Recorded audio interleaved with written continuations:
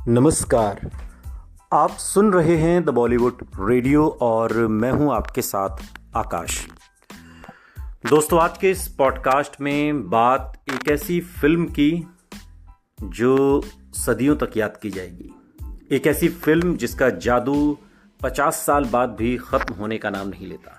हम बात कर रहे हैं फिल्म दीवार की, और दीवार के एक सीन की भी बात होगी जिसे करने के लिए अमिताभ बच्चन को घंटों मशक्कत करनी पड़ी और उन्होंने अपने आप को कमरे में बंद कर लिया था।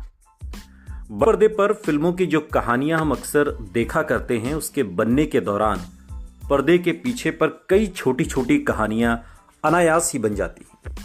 कई बार एक्टर्स के साथ सेट पर कुछ ना कुछ ऐसा हो जाता है जो हमेशा हमेशा के लिए एक किस्सा बनकर रह जाता है, और एक ऐसा ही किस्सा अमिताभ बच्चन की सुपर डुपर हिट फिल्म दीवार से जुड़ा है, जो उन्होंने खुद सुनाया था।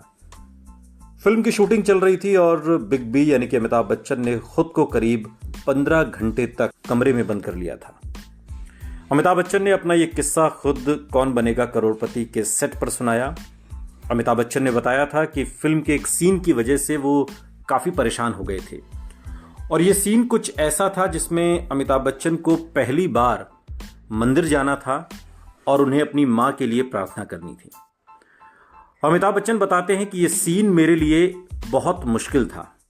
उन्होंने कहा कि मैं सुबह अपने मेकअप और अपने किरदार के गेटअप के साथ जल्दी तैयार हो गया, लेकिन मैं सेट पर गया ही नहीं। और इतना ही नहीं, यश चोपड़ा अमिताभ के पास ये बताने के लिए भी पहुंचे कि सीन रेडी है, लेकिन इसके बावजूद वो कमरे से नहीं निकले। इस किस्से को सुनाते हुए अमिताभ बच्चन ने आगे कहा कि हमने 7 बजे सुबह शूटिंग शुरू की, लेकिन मैं अपने कमरे में रात 10 बजे तक बैठा रह गया। अमिताभ बच्चन ने करीब 15 घंटे के लिए खुद को कमरे में लॉक कर लिया था, और अमिताभ बच्चन ने इसके पीछे की वजह भी बताई और कहा कि मैं कमरे से निकला ही नहीं। मैं सोच रहा था कि आखिर ये सीन कैसे होगा। इस सीन को लेकर उन्होंने बहुत सोचा और उस दौरान कमरे में ही वो पड़े रहे।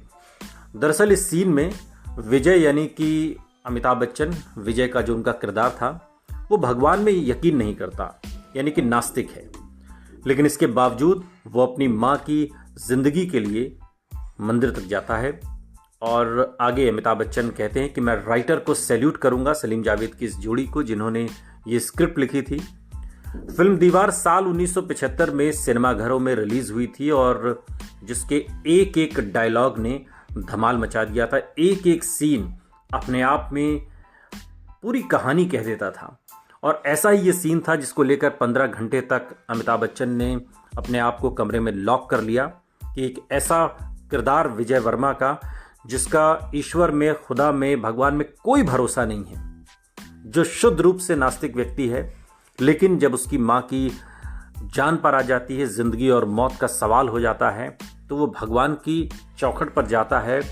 और वो जो डायलॉग डिलीवरी है, वो जो सीन है, वो अपने आप में पूरी कहानी को बयां कर देता है। मानवीय जीवन में किस तरीके के मोड़ आते हैं, कैसी उथल पुथल आती है, और उसके बाद इंसान क्या कुछ कर सकता है, उसकी एक तस्वीर दीवार फिल्म में सलीम जावेद की इस जोड़ी ने इस स्क्रीन प्ले के दौरान दिखाई, इस सीन के दौरान दिखाई। अब वैसे तो अमिताभ बच्चन ने अपने करियर में कई ऐसे यादगार किरदार निभाए हैं जिन्हें लोग शायद ही कभी भूल पाए, लेकिन उनके इस किरदार को लोगों ने खूब पसंद किया। फिल्म के डायलॉग्स तो खूब फेमस हुए। फिल्म दीवार के जिन डायलॉग्स को लोग आज भी खूब दोहराते हैं, उसमें कई डायलॉग हैं, जैसे मसलन मेरे पास माँ है, या फिर मेरा बाप चोर है, वो जो हाथ पर लिख दिया जाता है, या फिर मैं आज भी फेंके हुए पैसे नहीं उठाता, या आज खुश तो बहुत होगे तुम। और ये कुछ ऐसे डायलॉग रहे जिनकी वजह से इस फिल्म को लोग आज भी याद करते हैं। यश चोपड़ा निर्देशित इस फिल्म ने बॉक्स ऑफिस पर खूब धमाल मचाया। इस फिल्म की कहानी सलीम खान और जावेद अख्तर की जोड़ी ने लिखी।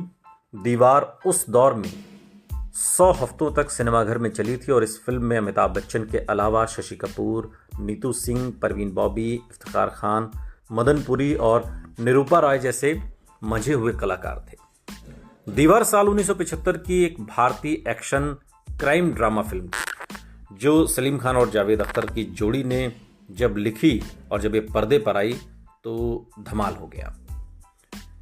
और तारीख थी 24 जनवरी साल 1975 को दुनिया भर में रिलीज हुई इस फिल्म में शशि कपूर के अलावा अमिताभ बच्चन हम सभी जानते हैं, नीतू सिंह, परवीन बॉबी, निरूपा राय, इफ्तिखार खान, मदन पुरी, सतिन कप्पू जैसे कलाकार इस फिल्म का हिस्सा रहे। फिल्म गरीब भाइयों की एक जोड़ी की कहानी बताती है जो अपने पिता के गलत आदर्शवाद की वजह से अपने परिवार को धोखा देने के बाद बंबई की मलिन बस्तियों में जीवन बिताने को मजबूर होते हैं, संघर्ष करते हैं और अंततः खुद को कानून के विरोधी पक्ष में पाते हैं। दीवार शीर्षक उस दीवार का प्रतीक है जो एक तरीके से सामाजिक राजनीतिक उथल पुथल के समय में भाग्य और परिस्थितियों की वजह से दोनों भाइयों के बीच खड़ी हो गई है। आनंद वर्मा यानी कि सत्यन कप्पू मजदूर संघ का नेता है जो मजदूरों के हक के लिए फैक्ट्री मालिकों से लड़ाई लड़ता है, पर फैक्ट्री मालिक उसे उसके परिवार को जान से मारने की धमकी देते हैं, जिससे डर कर आनंद वर्मा उनकी बात मान लेता है। मजदूर इससे गुस्सा कर आनंद पर जानलेवा हमला कर देते हैं। आनंद घर छोड़कर भाग जाता है। मजदूर विजय के हाथ पर मेरा बाप चोर है ये लिख देते हैं। मजदूरों से परेशान होकर आनंद की बीवी सुमित्रा यानी कि जिसके किरदार में निरूपा रॉय हैं, अपने बच्चों विजय और रवि, अमिताभ बच्चन और शशि कपूर के साथ बंबई चली आती है। अपने बच्चों को पालने के लिए सुमित्रा मजदूरी करने लगती है। विजय भी पढ़ाई छोड़कर मजदूरी करने लगता है ताकि उसका भाई रवि पढ़ सके और बड़े होकर विजय एक फैक्ट्री में मजदूर बन जाता है और रवि एक पुलिस ऑफिसर। विजय को लगता है कि दुनिया उसी की सुनती है जिसके पास पैसा है और सच्चाई के रास्ते पर चलने से सिर्फ नाकामी मिलती है, पर रवि को सच्चाई और कानून पर पूरा विश्वास है और उसे कानून और भाई में से किसी एक को चुनना पड़ता है। ऐसी स्थिति फिल्म में आ जाती है। पैसे कमाने की चाह में विजय सोने की तस्करी करने लगता है और फिर शुरू होती है दोनों भाइयों में तकरार की कहानी।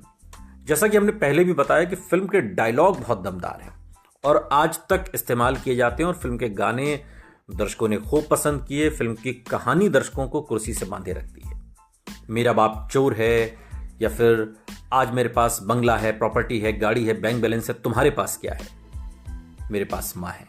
ये डायलॉग बहुत मशहूर हुआ। या फिर मैं आज भी फेंके हुए पैसे नहीं उठाता।